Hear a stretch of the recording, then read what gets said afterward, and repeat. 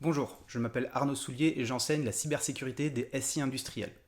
Aujourd'hui, je vais parler d'un sujet assez classique en cybersécurité, que ce soit dans le monde IT ou dans le monde industriel, c'est l'application des correctifs de sécurité ou des patchs de sécurité. Et aujourd'hui, mon propos va être de dire quel est vraiment l'intérêt et le retour sur investissement d'appliquer tous les correctifs de sécurité sur les environnements industriels. Alors déjà, qu'est-ce que ça veut dire appliquer les correctifs de sécurité?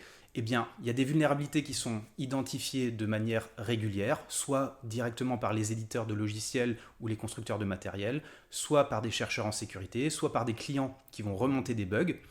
Et une fois que le fabricant a connu ce bug, il va essayer de le corriger et donc il va fournir à ses clients une nouvelle version du logiciel ou une nouvelle version du firmware pour le matériel.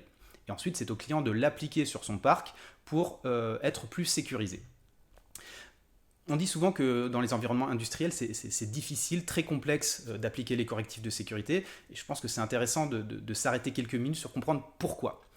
Premier élément, si je veux appliquer des correctifs de sécurité, il faut que je sois au courant qu'il existe des correctifs de sécurité pour mes équipements. Ça veut dire qu'il faut que j'ai, on va dire, un inventaire de mes équipements, de mes actifs, qui soit plutôt détaillé, plutôt à jour, et avec la liste notamment des versions des logiciels.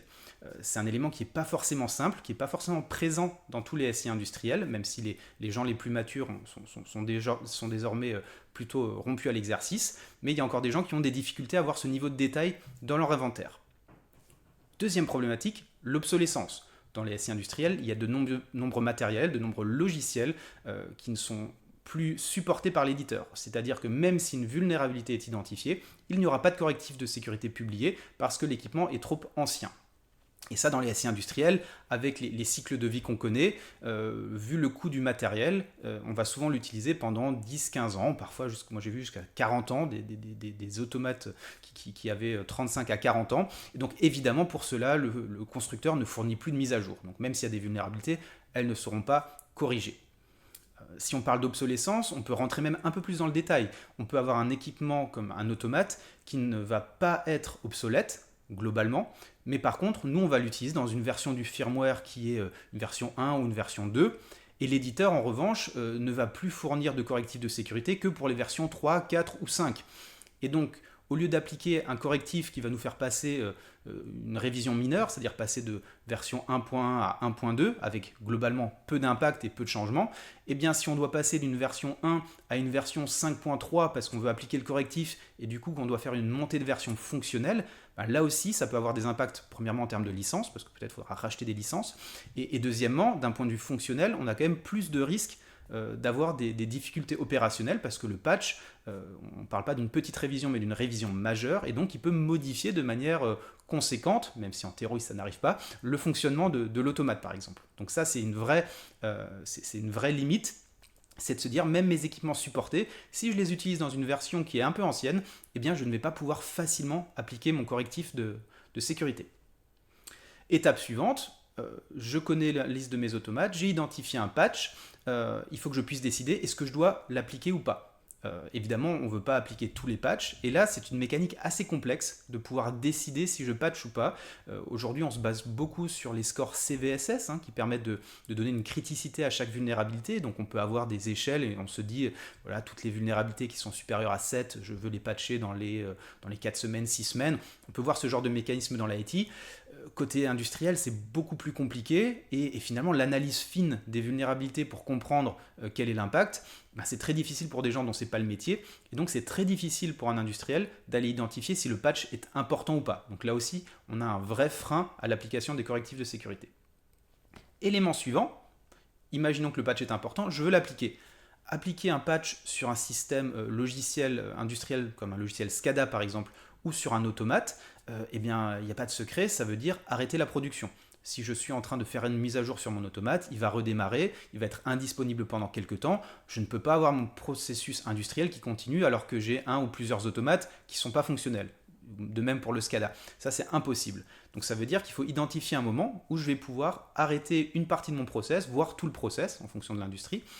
Et ça, c'est pas évident. Certaines industries qui fonctionnent par batch vont avoir un peu plus de possibilités parce que finalement, régulièrement, on va faire des modifications sur la chaîne de production et on va avoir des arrêts. D'autres procédés industriels sont plutôt continus et là, pendant plusieurs jours, plusieurs semaines, voire plusieurs mois, on ne va pas du tout pouvoir y toucher. Donc là aussi, on a un vrai frein qui est de se dire, bah voilà, il faut que j'arrête ma chaîne de production, ça veut dire que je gagne moins d'argent, que je produis moins, l'efficacité de mon SI industriel, elle est diminuée, et donc c'est un vrai frein. De la même manière, je n'ai la plupart du temps pas d'environnement de test sur les SI industriels. C'est facile d'avoir des serveurs qu'on duplique et des VM, d'appliquer un patch, de revenir au snapshot précédent. Quand on parle d'un automate, qui est un équipement matériel connecté à des équipements physiques derrière lui, eh ben c'est beaucoup plus difficile d'avoir des environnements de test. Donc souvent, installer un correctif, ça veut dire l'installer directement en production.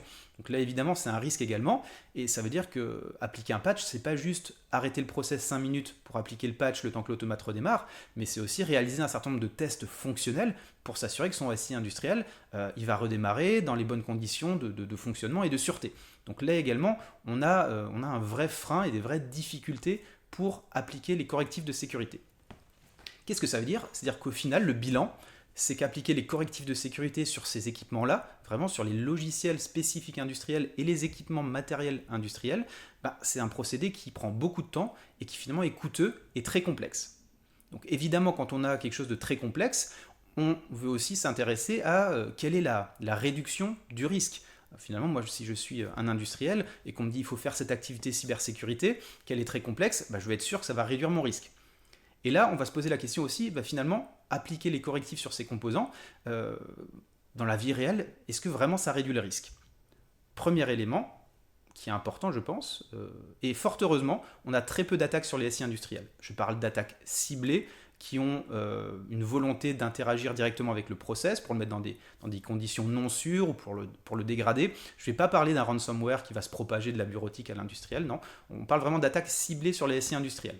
Il n'y a que très très peu de cas, et tant mieux, moi j'en suis très content. Et quand on analyse ces cas, en revanche, je n'ai jamais trouvé un élément qui laisse à penser que cette attaque, elle a été possible à cause d'une vulnérabilité non patchée.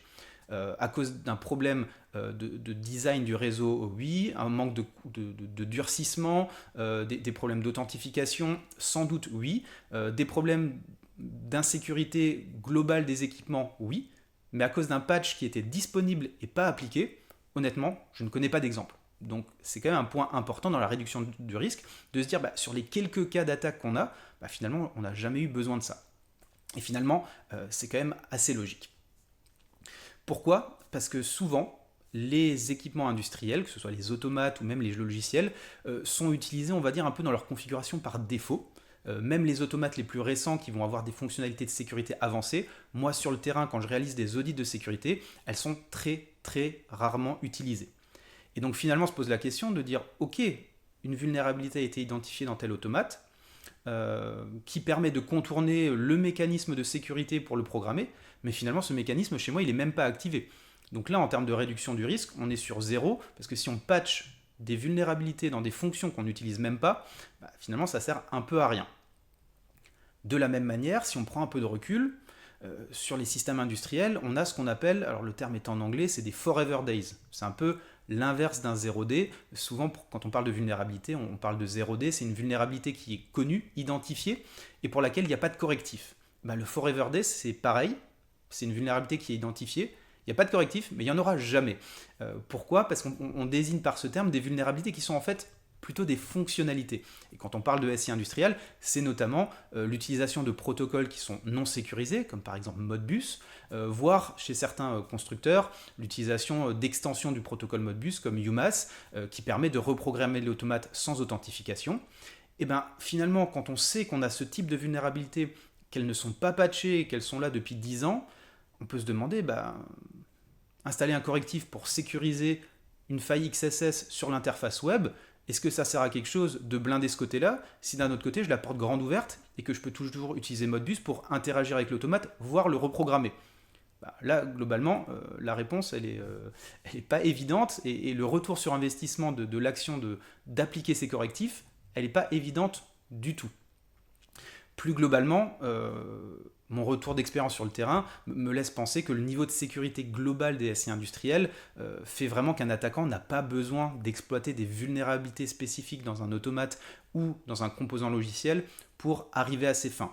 Là, je parle évidemment dans un contexte global, de manière générale. Il y a des industries qui sont plus en avance que d'autres, et dans certains cas bien spécifiques, peut-être que ça aurait du sens. Mais globalement, la réduction du risque, comme je viens de l'évoquer, elle est quand même très limitée.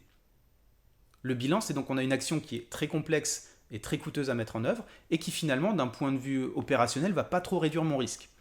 Est-ce que ça veut dire qu'il faut rien patcher sur les SI industriels? Absolument pas. En revanche, ça veut dire qu'il faut le faire de manière pragmatique, c'est-à-dire appliquer les patchs qui vont avoir vraiment de l'impact et qui vont permettre de sécuriser le SI industriel et de remonter son niveau de sécurité, et ne pas se perdre et ne pas surinvestir pour appliquer plein de correctifs qui finalement vont avoir aucun impact. Pour améliorer tout ça, je suis notamment assez confiant dans l'utilisation de nouvelles méthodologies pour identifier quelles sont les vulnérabilités à patcher, pour remplacer un peu CVSS, et j'en parlerai dans une prochaine vidéo. Merci de m'avoir écouté et à bientôt.